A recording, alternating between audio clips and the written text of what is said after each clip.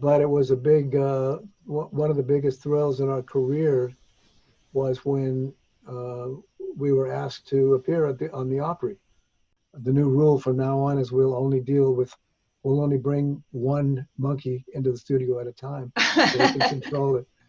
I was in a play with his daughter, Amy, and he came and he was so nice to everybody. He seems like a very great guy. Down to earth. Yes, he is. Yeah. We played him last time to Clarksville and a couple of other songs that we had and that we'd worked up the arrangement for. And he was blown away and he said, "Go book the studio. You guys are back on the project."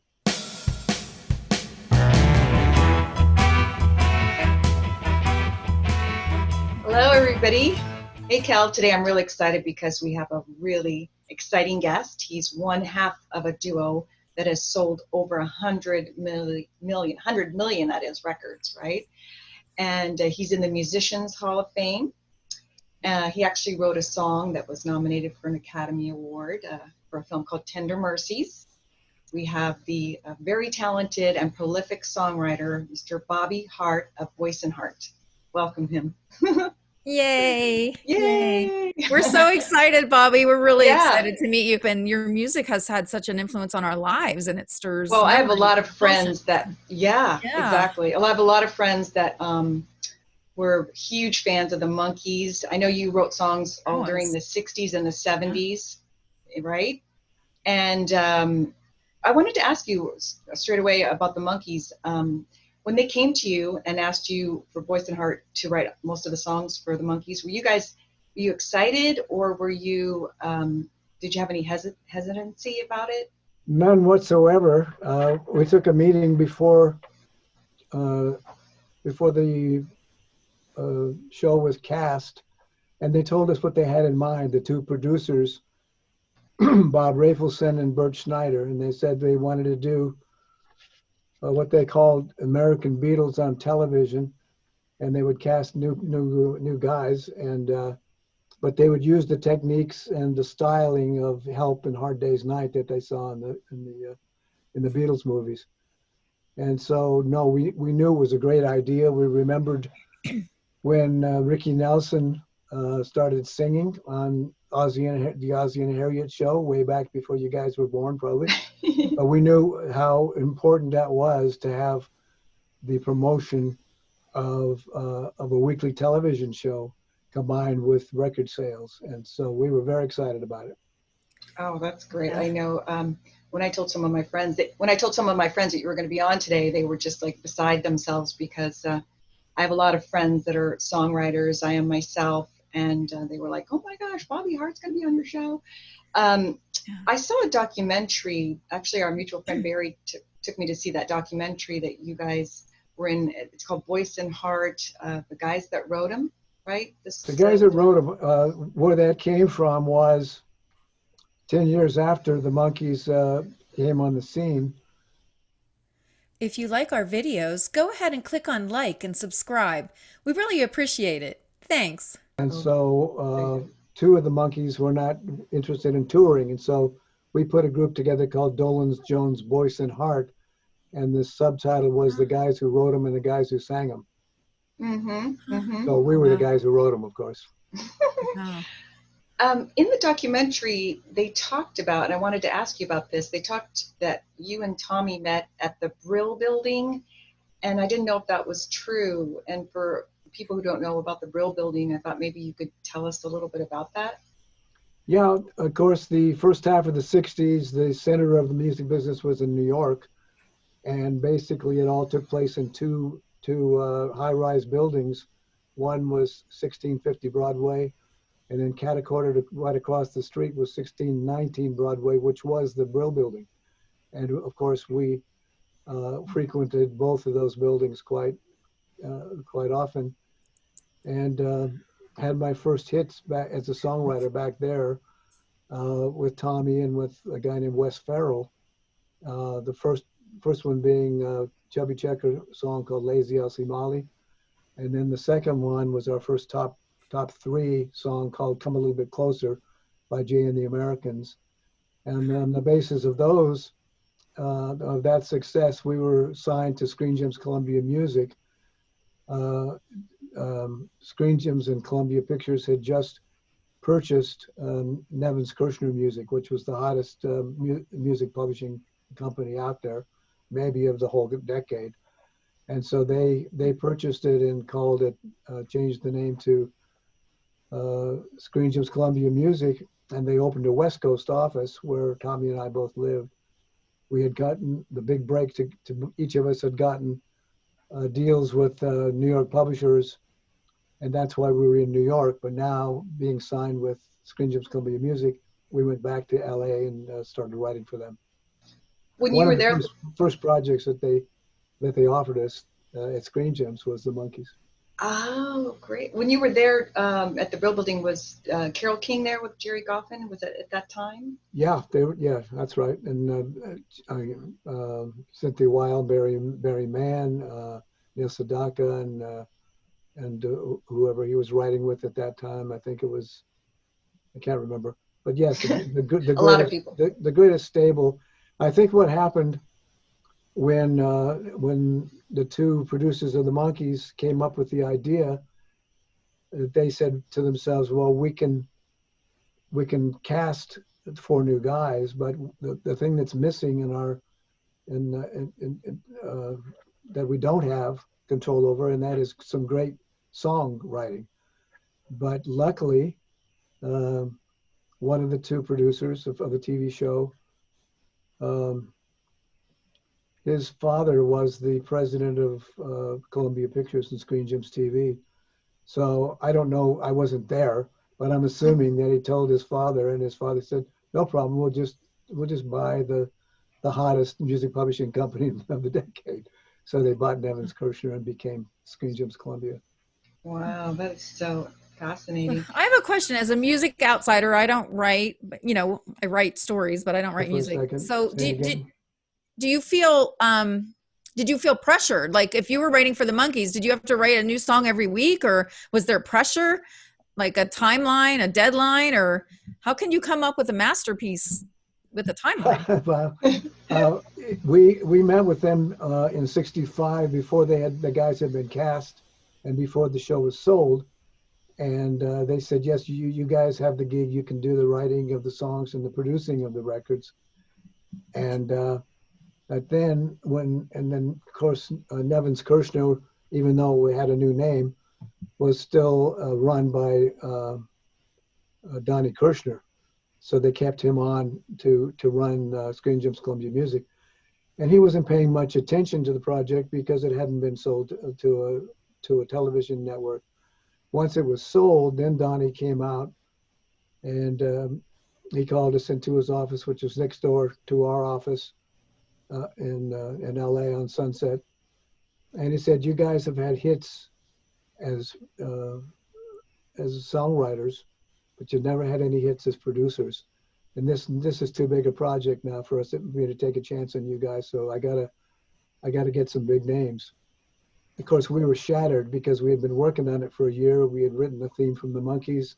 We had written the 3 songs for the pilot, which he was happy with the songs, but he just wanted a hit producer. So he went to, he started with Mickey Most in England, who was hot at the time, producing Donovan and several others. And he didn't like the song. He sent him our songs, and his version came back, and the productions came back, and Donnie didn't like it. And so then he tried some other local people like, well, I can't think of the names right now, but some of the local hit producers, and he didn't like anything that he had heard. And now we're getting close to the television show debuting in September. We're now in July. So Tommy knocked on his next door to us office and said, it's getting pretty close now. You have nothing in the can, song-wise. And so we made him a proposition. We said, I've got my band that I play with, was moonlighting at night in local clubs. And I said, let me take the Candy Store Prophets into a little rehearsal studio. We'll work up 2 or 3 of the songs that we've written, and this will be our production to show to you. come down and see what, if you like it, then give us our job back. If not, it only cost you about $15 for the studio for an hour. Wow. So he agreed. He came down. We played him Last Train to Clarksville and a couple of other songs that we had and that we'd worked up the arrangement for. And he was blown away. And he said, "Go book the studio. You guys are back on the project." That's great. Yeah. Wow. How was it behind the scenes? Did you get along with the actual actors that played the monkeys? We did. Most of our time was spent in the studio for doing the records with either Mickey or, actually, I can tell you a story just before that. When we first met the Monkees, our first meeting is when they sold the project, and they had sold it with Tommy and I singing the songs and them lip syncing. So once it was sold, they wanted to get our names off and the actual Monkees' voices on. They said, "Go in the studio and do that." So we showed up to the studio. They came in, all four of them, on time, and we had some little getting together, getting to know each other time. And then we said we better get started. So we went in the studio, and take one, we'd given them the lyric sheets and they had tapes to practice with, but we looked at it and there was nothing coming out of the studio, so they were still fooling around and having a good time. And that went on about 3 times, and after that we just dismissed the session. We thought we were professionals and they were just not taking it seriously. And as we left the studio, I said to Tommy, "The new rule from now on is we'll only bring one monkey into the studio at a time, so we can control it." So that's pretty much how we worked. All the instrumental tracks in the daytime, and they would be shooting, of course, during the daytime, and we'd get them we would call for either Mickey or Davey, because we would be writing a song particularly geared toward one or the other. And we would get them about 9 o'clock at night, and we'd teach them the song and put on the vocal. Everything else would have been finished, including the background voices and so on. And so we knew Mickey and Davey well. And then across town, Dolan's, Michael Dolan's, I'm sorry, Michael Nesmith had written his own songs, was writing his own, was producing his own cuts for the album. Right. So we didn't have contact with a little bit. We had Peter come in on a couple of songs that we had done, but mostly our work was with Mickey and Davey. Yeah, he seems like a nice guy. I briefly met him once. I was in a play with his daughter, Amy, and he came and he was so nice to everybody. He seems like a very guy. Down to earth. Yes, he is. Yeah. It's a good. And so was Davey. Unfortunately, he passed us several years ago. Yeah, he was so cute. He was a wonderful guy too. Yeah. I had one of their albums. I was a Davy Jones fan. I love him. Yeah. I used to watch their show every Saturday. I think it was on Saturday morning. Yeah. Yeah. And that was the second time through, because the original show was on Monday nights, I think. Okay. Pretty sure. Okay. So then they started putting them on a few years later on Sunday mornings for you young kids. I know Michael Nesmith was a songwriter too, and one of my idols growing up was Linda Ronstadt. Yeah. And I know you wrote a song that she covered that was a real big hit, "Hurt So Bad," right? Yes. Yeah, that was a big hit for her. Wow. It went to number 9 3 different times in 3 different decades by 3 different artists. Wow. Little Anthony and the Imperials in 65, and in 70 was the Letterman, went to number 9, and then Linda Ronstadt's version hit the charts in 1980. Wow. That's the kind of song that you want to write, right? That keeps on giving. That everybody keeps, it's so good that everybody wants to cover it. I missed that one, but I saw on your website, I was poking around on your website, that we have a little something in common. You wrote the theme for Days of Our Lives. Yeah, that was the second interview that after Lester Sell, our boss at Screen Gems, sent us over to meet with the Monkees producers, and he sent us over to meet with Ted and Betty Corday, who were an older couple who had a lot of success with soap operas, and they said, "We're doing a new one called Days of Our Lives." And they said my wife and I had just seen a show on Broadway that they loved the song called Sunrise Sunset, and they said, can you do something like that?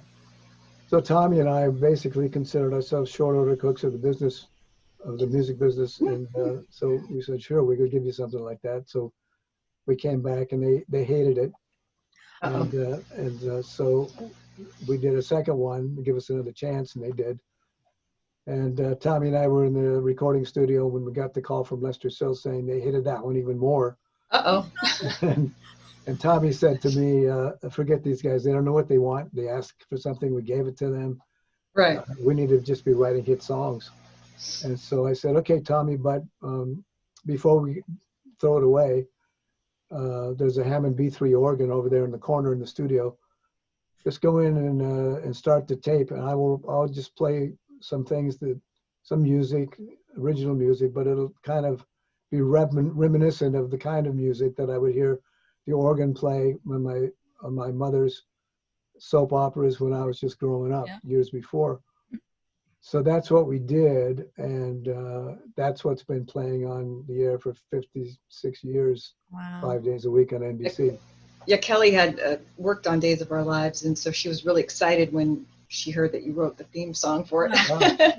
Cool. I mean, it just gave me a little bit of some kind of tie to you. Yeah. But yeah. Who did you play on Days of Our Lives?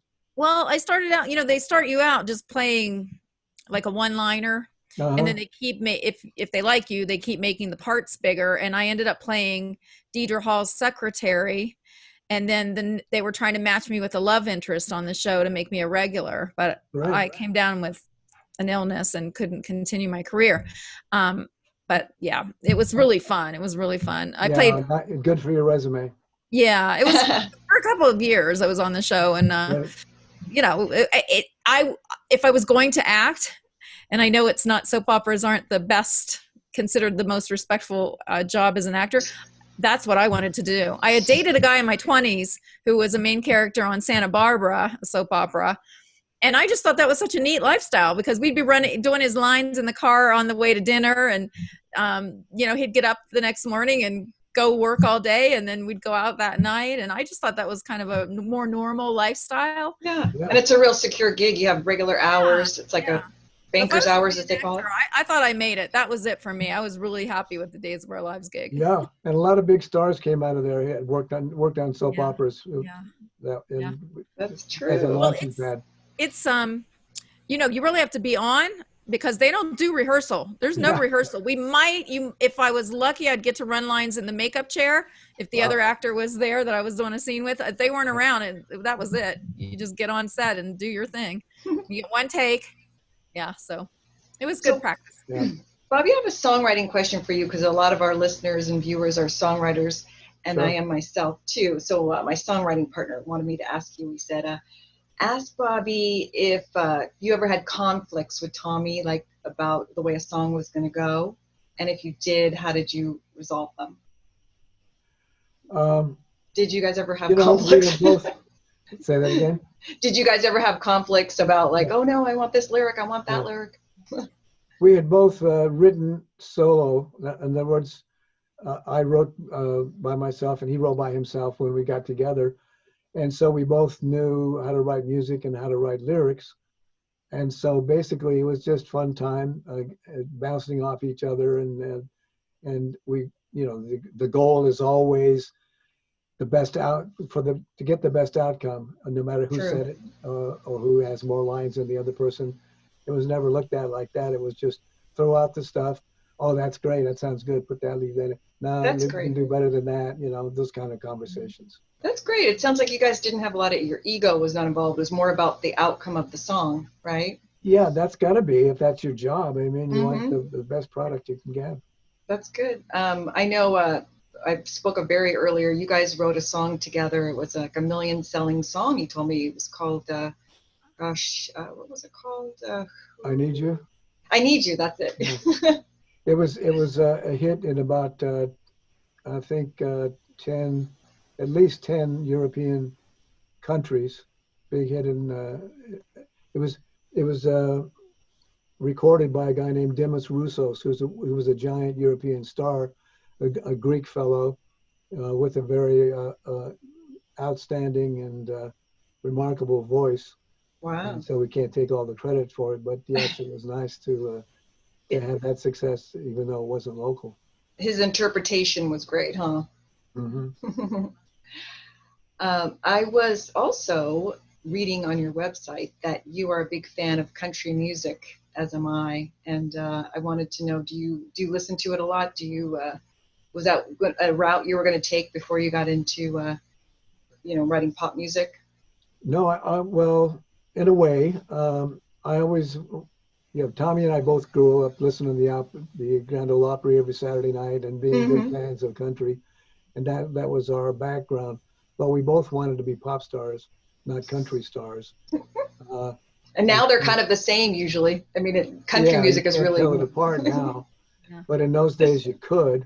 Right. But it was a big, one of the biggest thrills in our career was when we were asked to appear on the Opry.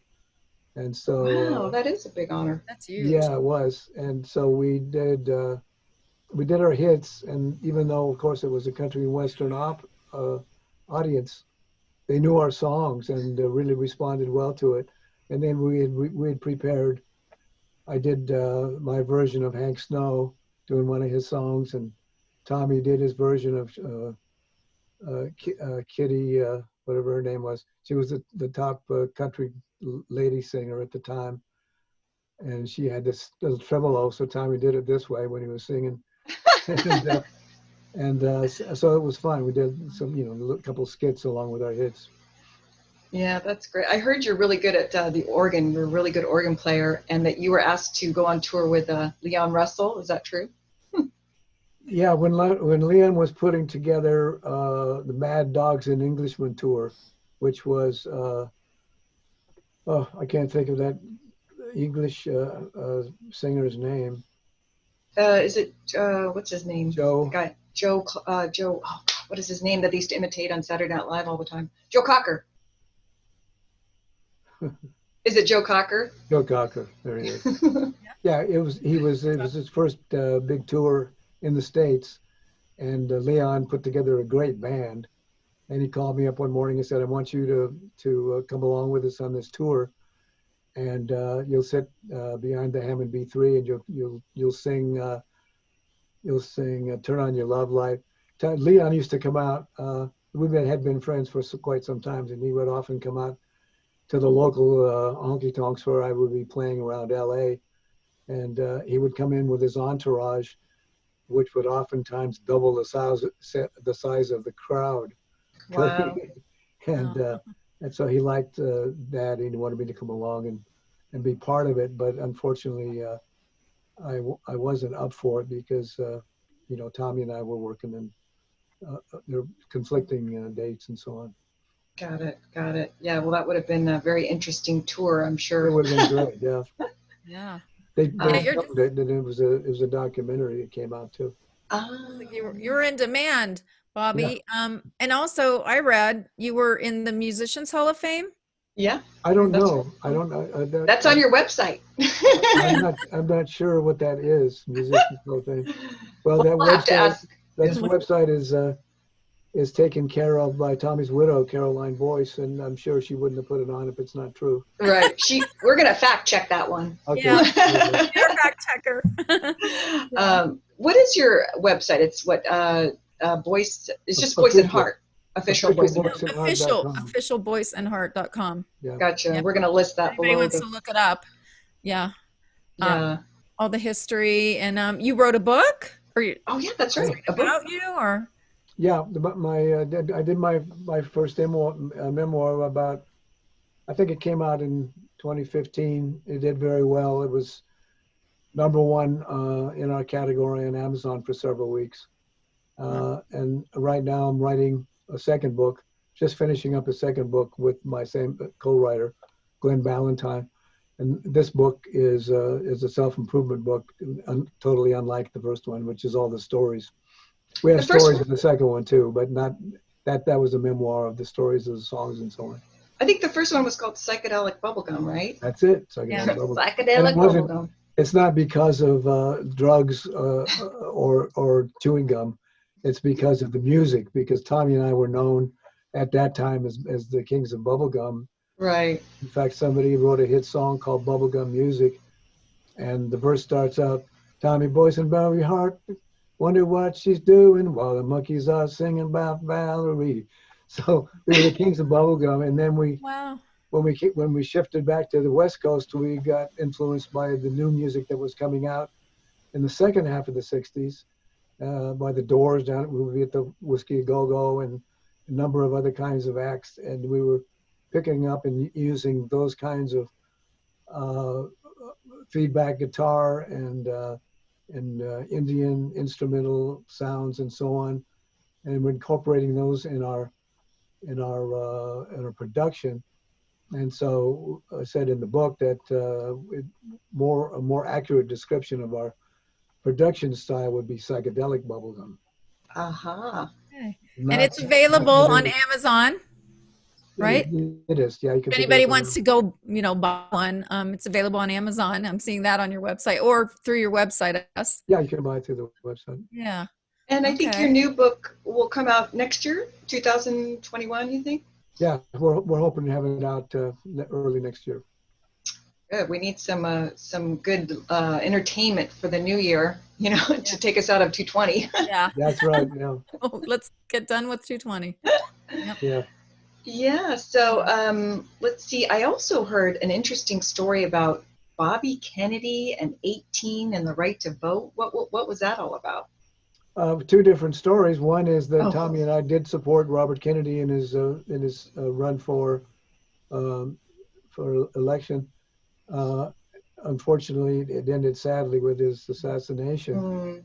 And in the meantime, we had been asked to be the celebrity spokespersons, Tommy and I, for a movement called LUV, which stands for Let Us Vote. And the campaign was to change the voting age in the country from 18 to 21, or from 21 to 18, and allow this 18, 19, and 20-year-olds to vote. And at the time, the Vietnam War was still raging, and 18-year-olds were being drafted. And so we felt that was a good cause, and so we started promoting it at our before and during our concerts and on our television and print interviews and radio interviews and so on. And with the help of a lot of people, we actually went to Washington and lobbied our Congress people and our senators. That's great. And so it actually happened, I believe, in 1971. They bumped it down to 18. Wow, that's great. I love when people get involved. Well, it's been so wonderful talking to you today. We actually are going to be running out of time in a minute. So maybe we could have you back another time if your schedule permits. Yeah, okay. When your new book comes out, maybe you can come and share that with us and tell us a little bit more about that. Yeah, it'd be my pleasure. Thank you. Yeah. Oh, I'm so glad we can make this work. Yeah, thank you, Bobby, so much. What an honor to meet you. So excited. Yeah, thank you. My friends are going to be so jealous. Yeah. All right. Thanks, Bobby. All right. Take care. Bye.